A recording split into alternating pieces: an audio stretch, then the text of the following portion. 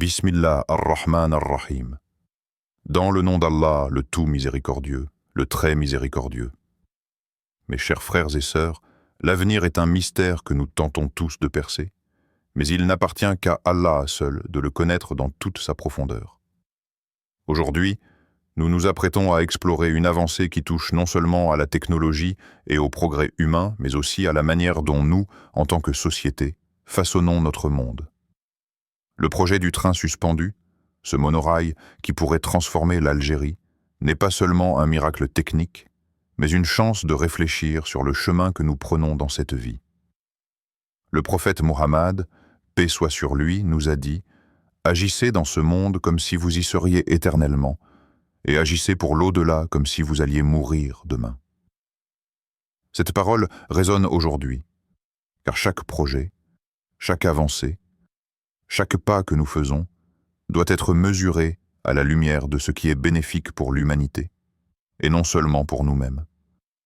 Le projet de ce train suspendu pourrait-il être un exemple de cette vision? Est-ce qu'il répond à la sagesse divine et contribue-t-il à l'épanouissement spirituel et matériel de notre société? La vision du monorail. Une réflexion sur l'innovation et le progrès. Nous vivons une époque où la vitesse de l'innovation semble effacer les frontières de ce que nous pensions possible.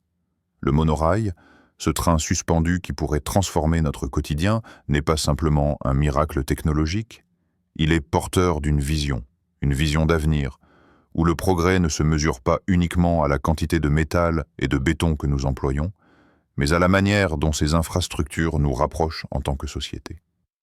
Le progrès, dans sa définition la plus pure, n'est pas seulement l'élévation du niveau de vie matériel, mais une élévation de l'âme et du cœur humain. L'innovation en elle-même est une bénédiction d'Allah, mais elle est aussi une responsabilité. Dans le Coran, Allah nous rappelle « Nous avons certes honoré les enfants d'Adam. Nous les avons transportés sur terre et sur mer. Nous leur avons donné de bonnes choses à manger. Et nous leur avons fait préférer beaucoup de créatures de nous par rapport aux autres créatures. » Al-Isra, 17-70. Cette bénédiction n'est pas simplement donnée pour que nous puissions accumuler des biens matériels.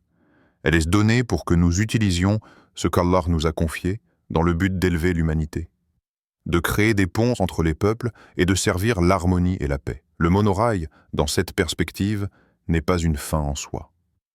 Il est un moyen pour connecter non seulement des villes entre elles, mais aussi des âmes. Le projet de ce train suspendu ne doit pas seulement être perçu comme une prouesse technique, mais comme une opportunité de réinventer la manière dont nous interagissons, dont nous vivons ensemble. C'est une invitation à réfléchir sur ce que signifie vraiment le progrès dans une société musulmane. Un progrès qui n'est pas uniquement matériel, mais spirituel et humain. Il est facile de se laisser emporter par l'idée qu'un tel projet transforme la société simplement en modernisant les infrastructures.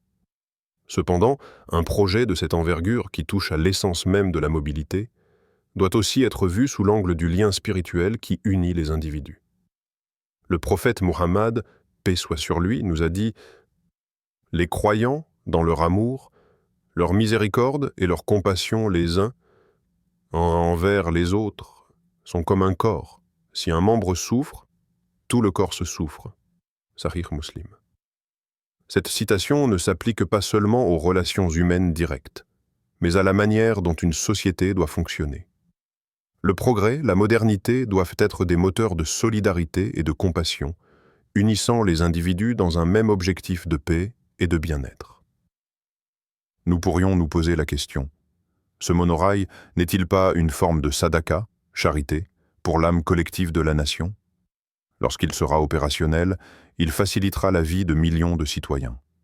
Mais au-delà de l'efficacité, ne doit-il pas être un moyen de rapprocher les gens, de créer des liens plus forts, de rendre la distance plus courte, non seulement géographiquement, mais aussi émotionnellement et spirituellement?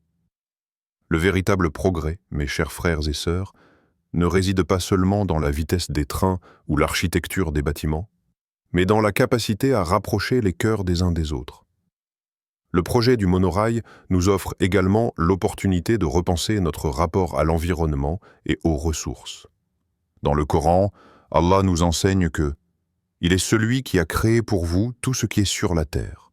Al-Baqarah 2, 29. Ce verset nous invite à réfléchir sur la manière dont nous utilisons les ressources de la terre. L'innovation, qu'elle soit dans le domaine du transport ou ailleurs, doit être en harmonie avec la nature et les valeurs spirituelles. Le monorail, s'il est conçu dans le respect des principes écologiques, devient alors un modèle de progrès durable qui ne nuit pas à l'environnement, mais qui l'honore, tout comme l'islam nous le demande. En tant que croyants, nous devons comprendre que chaque innovation, chaque avancée, doit être utilisée pour la grandeur d'Allah et pour la prospérité de l'humanité, dans le respect de sa création. Le monorail, qui nous transporte physiquement d'un point à un autre, doit aussi symboliser le voyage intérieur que chaque croyant entreprend, cherchant à se rapprocher d'Allah à chaque instant. La rapidité de ce transport ne doit pas être un simple but matériel, mais une invitation à accélérer notre chemin vers l'au-delà, à accélérer notre quête spirituelle. Comme le dit le prophète, paix soit sur lui, cherche à réaliser ce qui est bénéfique pour toi. Demande l'aide d'Allah et ne te laisse pas abattre par ce qui t'arrive. Sahih Muslim. Ainsi, mes chers frères et sœurs, ce projet ne doit pas seulement nous inspirer par sa capacité à connecter les villes et à moderniser le pays. Il doit également être l'occasion de méditer sur la manière dont nous pouvons utiliser ce progrès pour un bien plus grand, celui de l'humanité et de notre âme. Le monorail peut être bien plus qu'un simple moyen de transport. Il peut être un symbole du chemin que nous empruntons ensemble, un chemin qui relie nos cœurs et nos esprits dans l'amour et le service d'Allah. L'impact sur la société, un changement profond dans les vies humaines. L'évolution technologique, bien qu'elle soit perçue comme un levier de progrès, n'est jamais neutre. Chaque innovation, chaque avancée dans le domaine matériel, porte en elle un potentiel de transformation qui dépasse les frontières de la simple technique. Le monorail, ce train suspendu, n'est pas simplement une promesse de vitesse et de confort. C'est une révolution qui modifie la manière dont nous, en tant que société, nous connectons les uns aux autres. Les distances entre nos vies, nos foyers, nos rêves se raccourcissent. Les villes ne seront plus simplement des points géographiques, elles seront des lieux liés par des fils invisibles de connectivité. Mais ne nous y trompons pas, mes chers frères et sœurs, ce changement ne s'arrête pas aux seules dimensions pratiques. C'est une opportunité de réévaluer la nature même de nos liens humains. Le progrès matériel pourrait-il, en fin de compte, être source de fraternité et de solidarité ? Ou sera-t-il un facteur de division entre ceux qui ont accès à ce progrès et ceux qui en sont exclus ? Dans un monde où l'écart entre les riches et les pauvres ne cesse de croître, où l'accès à la modernité est souvent une question de privilège, cette question prend une dimension cruciale. Le Coran nous rappelle l'importance des relations humaines et de la manière dont nous interagissons les uns avec les autres. Dans le verset « Ô vous qui avez cru, ne vous moquez pas les uns des autres » Al-Hujurat 49. 11. Allah nous invite à ne pas céder à l'arrogance, à ne pas considérer les autres comme inférieurs en raison de leurs conditions sociales, économiques ou matérielles. Ce verset, mes chers frères et sœurs, ne se limite pas à l'étiquette sociale, mais s'étend à toutes les formes de jugement qui naissent de la différence. Nous devons comprendre que la manière dont nous utilisons ces grandes avancées technologiques et matérielles façonne la société dans son ensemble. La fraternité, l'égalité, l'unité ne peuvent être réalisées que si nous apprenons à utiliser ce qui nous est donné avec un esprit de partage et de solidarité. Imaginez une société où, grâce à ce train suspendu, les gens de différentes régions et milieux sociaux peuvent se rencontrer plus facilement. Ce projet pourrait être l'occasion d'un rapprochement géographique, mais aussi humain. Il pourrait rendre les villes plus accessibles, permettant aux étudiants, aux travailleurs, aux familles de se connecter et de partager plus facilement. Les gens qui vivent dans des quartiers éloignés, dans des régions parfois marginalisées, auraient une porte ouverte vers de nouvelles opportunités. Ce n'est pas simplement une amélioration de l'infrastructure, mais une transformation sociale. où les barrières physiques sont levées et où les ponts entre les cœurs humains sont renforcés. Cependant, tout progrès a son ombre. Si ce projet ne tient pas compte des besoins et des réalités des communautés moins favorisées, si les infrastructures modernes ne sont accessibles qu'à une petite élite, alors il pourrait creuser encore davantage les divisions sociales. Comment éviter que cette avancée ne devienne un facteur de fracture sociale? Comment s'assurer que le développement bénéficie à l'ensemble de la société et non à une minorité? C'est une question que nous devons tous nous poser, et à laquelle nous devons répondre avec la sagesse que nous enseigne le Coran. Dans une société où la modernité et la technologie devraient être au service de tous, comment garantir que ceux qui sont les plus vulnérables ne soient pas laissés pour compte? Le prophète Muhammad, paix soit sur lui, nous a enseigné que le meilleur des hommes est celui qui est le plus bénéfique pour les autres. Daraqutni. C'est à travers cette vision que nous devons aborder ce projet. Ce n'est pas simplement une question de vitesse ou de confort, mais une question d'humanité. Un monorail qui relie les villes ne doit pas être vu comme un simple moyen de transport, mais comme un outil qui rapproche les cœurs, qui rapproche les peuples, qui rapproche les âmes. Alors, comment cette modernité sera-t-elle vécue dans notre société? Le changement qui se profile avec l'introduction du monorail est inévitable, mais la question reste: allons-nous l'utiliser pour unir ou pour diviser? Le prophète Muhammad, paix soit sur lui, a dit: « L'âme d'un croyant est plus précieuse aux yeux d'Allah que la terre entière. » Cette citation nous invite à réfléchir à la manière dont chaque aspect de notre société, y compris le progrès matériel, doit être utilisé pour honorer cette valeur fondamentale de l'humain.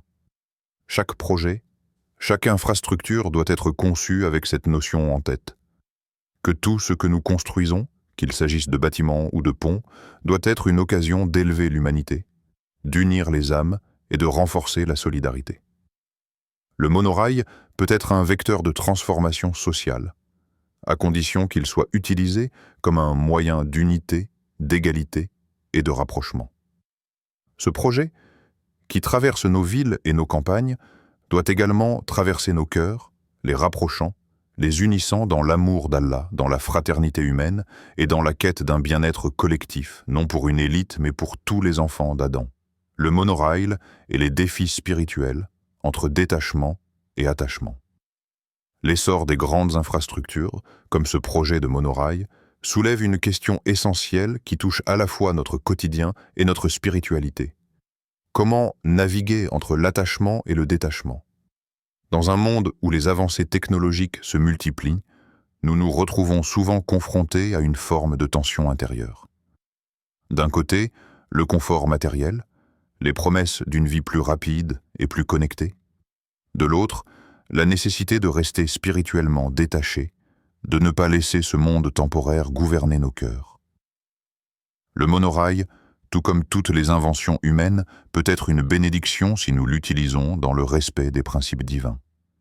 Mais il peut aussi devenir un piège si nous nous y attachons excessivement. La quête du progrès, de la vitesse, de l'efficacité peut facilement nous éloigner de notre objectif ultime, la satisfaction d'Allah et le bien-être intérieur. Le prophète Mohammed, paix soit sur lui, a averti les croyants contre les dangers de l'attachement excessif à ce monde. Il a dit « La vie d'ici-bas est une jouissance temporaire, et la meilleure jouissance de la vie d'ici-bas est une femme pieuse. » Sahih Muslim. Ces paroles résonnent profondément, car elles nous rappellent que le véritable plaisir et la véritable valeur de la vie ne résident pas dans les biens matériels, ni dans les plaisirs éphémères que ce monde offre, mais dans la quête d'un bonheur spirituel qui ne se dissipe pas. Il est important de comprendre que l'attachement à ce monde n'est pas en soi une mauvaise chose. L'islam ne nous interdit pas de profiter des bienfaits matériels que nous offre Allah. Bien au contraire, il nous invite à utiliser ces bénédictions pour accomplir des actions de bien, pour œuvrer à la prospérité collective et pour servir l'humanité. Cependant, le danger réside dans l'excès, dans cette obsession pour le confort matériel qui finit par éclipser l'essentiel.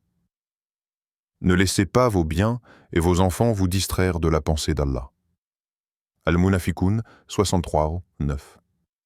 Le monorail, par exemple, peut être vu comme une bénédiction qui améliore la vie des citoyens, facilitant les déplacements et rapprochant les régions.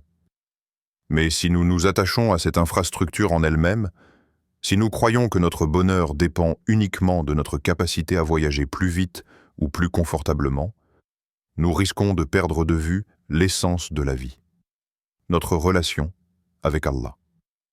L'islam nous enseigne que ce monde est un test, un passage, et que la véritable jouissance réside dans ce qui est spirituel, dans l'effort pour atteindre la satisfaction d'Allah. Le prophète Mohammed, paix soit sur lui, nous a dit « Ce monde est un prison pour le croyant et un paradis pour l'infidèle. » Sahih Muslim. Cette citation ne signifie pas que nous devons renoncer à toute forme de confort, mais qu'il faut garder la juste perspective. Ce monde, aussi développé et prospère soit-il, n'est qu'un lieu de passage temporaire. Le véritable but de notre voyage est l'au-delà. Ainsi, le monorail, bien qu'il soit un symbole de modernité et d'avancement, doit être vu avec la sagesse du détachement. Nous devons utiliser cette avancée pour améliorer notre qualité de vie, pour servir notre société, mais sans laisser cette infrastructure nous enchaîner. La vitesse avec laquelle ce train nous transportera d'un endroit à un autre ne doit pas devenir la mesure de notre valeur ni de notre bonheur.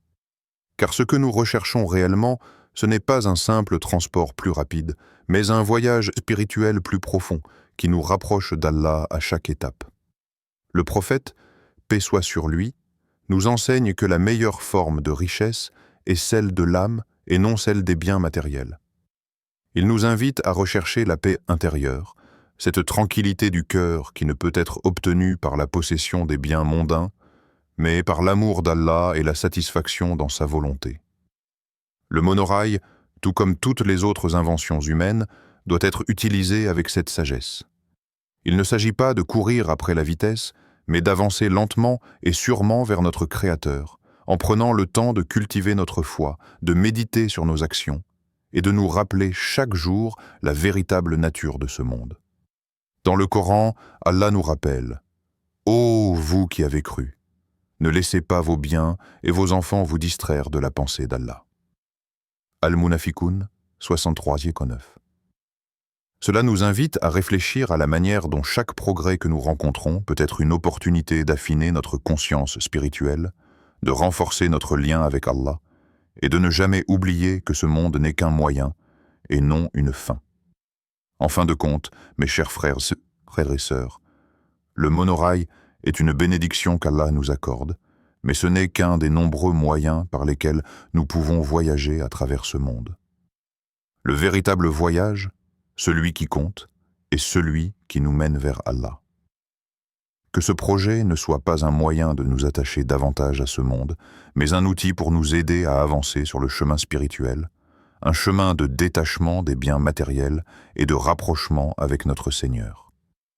Le projet comme une réflexion sur la souveraineté et l'indépendance nationale, le monorail, ce projet ambitieux qui traverse les cieux de l'Algérie, n'est pas simplement un progrès technologique.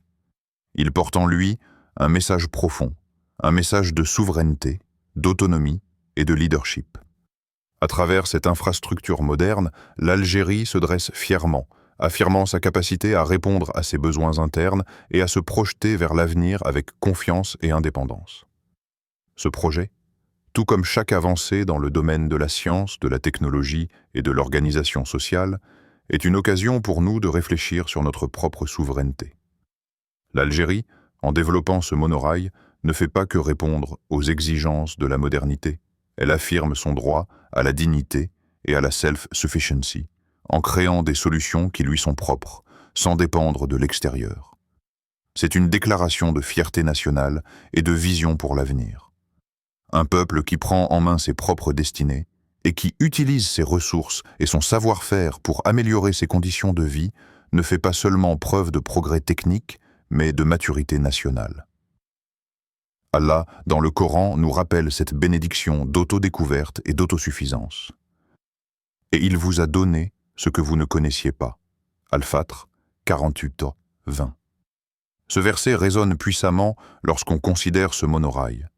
Il n'est pas qu'une simple avancée en matière de transport, mais une découverte de l'ingéniosité humaine, un moyen pour l'Algérie de démontrer sa capacité à innover, à se relever par ses propres efforts. C'est un don de la science, une bénédiction de la part d'Allah qui nous permet d'agir pour le bien-être collectif en utilisant les ressources disponibles de manière judicieuse et responsable. Cependant, chers frères et sœurs, il ne faut jamais perdre de vue que la véritable souveraineté, celle qui dépasse les frontières de la technologie et des infrastructures, réside dans la soumission totale à Allah. Chaque progrès, chaque avancée doit être guidé par cette soumission. En effet, ce projet, bien que porteur de grandes promesses pour l'Algérie, ne doit pas devenir un moyen pour l'individu ou le groupe de renforcer ses intérêts personnels au détriment du bien commun. Allah nous rappelle dans le Coran « Et le ciel et la terre appartiennent à Allah, et c'est lui qui donne à qui il veut, et c'est lui qui prend à qui il veut. » Al-Imran 3,26.